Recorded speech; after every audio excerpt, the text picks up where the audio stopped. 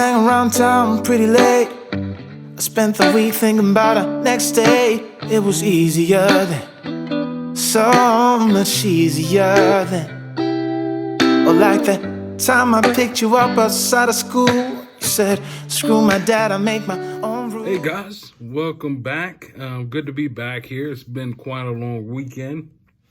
As you've seen in the photo before this, it was a weekend filled of snow. It really came down yesterday hard, Sunday, and it stayed pretty cold, so it didn't thaw out any until midday today, Monday. And yeah, I stayed in the room the whole weekend and just thought about today and the possibility that I was going to test today. Possibility. I knew it was kind of slim, depending, considering what the weather was like, but still, I had high hopes. But with that being said, kind of like a good news, bad news. Bad news is I didn't get the test today, unfortunately. Good news is I test tomorrow. I test tomorrow at around 1:15. Could get pushed back some, but definitely tomorrow. And other good news is that today we went out. It was a 2-hour delay because of the snow and the weather. And we went out there and had some practice and back, and I got a chance to back a couple of times. But today was my best driving I've had. Specifically backing, it was the best. I pulled it into. I did the straight back, which is pretty straightforward, no pun intended. And then the offset, which was pretty good. I backed into that, no pull-ups. And I did the 90 degree. Now the 90, me personally, I think I didn't have the correct reference point from where I was backing, but I still got it in the hole. And at the end of the day, I only got 3 points if I was really doing the test. So to kind of explain that, because I know some of you probably aren't aware of how it works. So you get to the CDL test is what I'll be doing tomorrow. Well, the final part is what I'll be doing. The final 2 parts is what I'll be doing tomorrow is the backing test and the road test. The backing test consists of 3 basic maneuvers. What the CDL examiners are looking to see is if you can control your trailer. I always like to say that I'm a trailer driver, not a truck driver, because that's what you're literally doing. You're driving your trailer and maneuvering it the way you want it, maneuvering it where you want it to be. So in the backing test, they're literally just seeing if you can maneuver your trailer appropriately in certain situations, like doing the straight back. That's probably going to be one of your most frequent backing maneuvers that you'll do over the road. Your offset is very practical. And then, of course, your 90 degree. Your 90 degree, believe it or not, might be your most frequent, depending on your situations. There's different variations of that 90 degree. It might, there's different variations, but it might end up being your most used maneuver when backing. But the CDL examiners are checking to see if you can maneuver your trailer appropriately. So that's test number 2. The first test, of course, is the pre-trip test. So you have 3 parts to the CDL test. You have your pre-trip, your backing, and then you have, of course, your road trip. You get 3 times overall to fail. So if you failed on your pre-trip, but then eventually passed it, you only have 2 more tries left to complete both your backing and your road test. You get 3 chances. After that, then I think you have to wait. I'm not sure, actually. That is a good question to ask myself. I would definitely put that in the description there. the answer to that. But I believe it's like 6 months, might be a little bit shorter, but I know it's a significant amount of time that you have to wait before you take it again. Might be just a month. Could be, but I'll put it down in the description. But yeah, so you get 3 chances to complete it all. Once you complete and you cannot go to, like, you can't just go and say, look, I want to do my backing without doing your pre-trip. It has to be done in that exact order.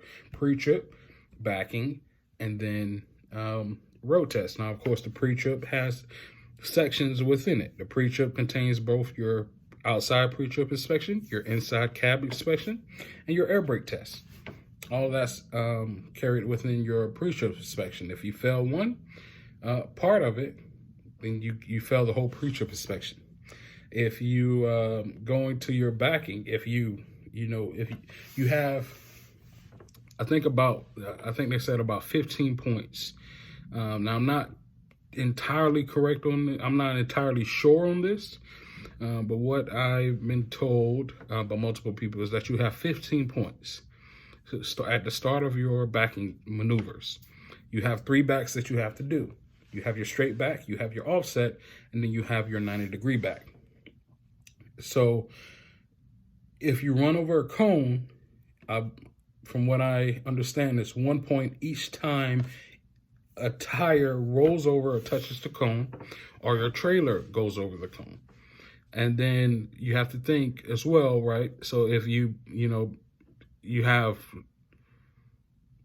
2, so say for instance, if your back trailer tire rolls over a cone, then of course, probably more than likely that front tandem tire is going to also run over that cone. So that's 2 points. Then if you try to fix it and pull up, you're going to run over it again or run over the line again. That's another 2 points. So that's 4 points just from you backing up and trying to fix it again. So keep that in mind. You get, for the backing maneuvers, you get 1 chance. You get 1 pull-up for the straight maneuver and 2 pull-ups each for the offset and the 90-degree. Any pull-ups additional, I believe, is 1 point. I believe is 1 point. I do know it's about 15 points that you get.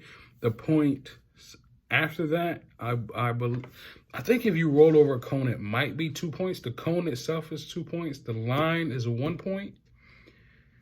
Don't quote me on that. And there's no real way to kind of, because it's not out there. They're not like putting it out there. But from what I understand, I think the cone is 2 points. If you run over a cone, it's 2 points each time you do it. If you run over the line, per time you run over it, each tire, it's 1 point. Each pull-up, each excessive pull-up above the one that you're given, or the 2 that you're given, depending on which maneuver you're in, is an extra point there. So, the goal is to kind of save your points for the 90-degree back, because that's the most difficult one. So keep that in mind as well when you're doing that. For the road test, hands, when you're driving, hands are at the 9 and 3 position. Driving on the when you're doing the road test, make sure you're paying attention to your back tandems or your back trailer tires. Because you're driving your trailer, right? But you also have to know where your tractor is. So, if you're making a right turn on a 2-lane road, meaning 1 lane is going right, 1 lane is going to your left, then you're gonna have to get in that farthest lane. Every turn with a trailer requires 2 lanes. If it only has 1 lane that you're turning into, like a neighborhood, sometimes have a 1 lane and then something in the middle dividing it. So it's a 1 lane, then you use a button hook. That, no promises, but it shouldn't be on your test. You shouldn't have to use a button hook on your test. So every turn requires 2 lanes. And if it doesn't have 2 lanes, then you have to do a button hook turn in order to get that trailer in there appropriately. But use all your available spaces. I cannot stress that enough. And that is like going from the backing maneuvers to your road test. Use your available space. But although you're driving the trailer, do not forget that you're also driving a tractor as well. So don't forget your drive tires, or your steer tires as well. Your front two tires on your tractor, because they can also go over the road and they can also fail you. If you go over a curb, run over a curb with your trailer or your tractor, automatic fail.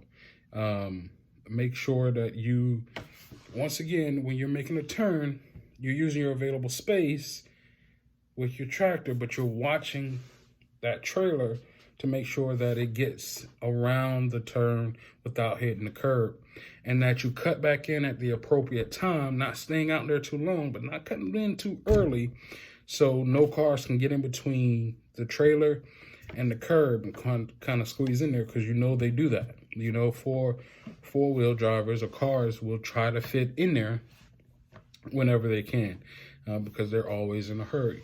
So keep that in mind. Go to posted limit. If you don't know the posted limit, more times than not, it's 35 miles. Just go 35. If you're on a highway, the minimum is usually about 45. Sorry, the air just cut on. If it doesn't have any lines in the middle, like a lot of neighborhoods won't have any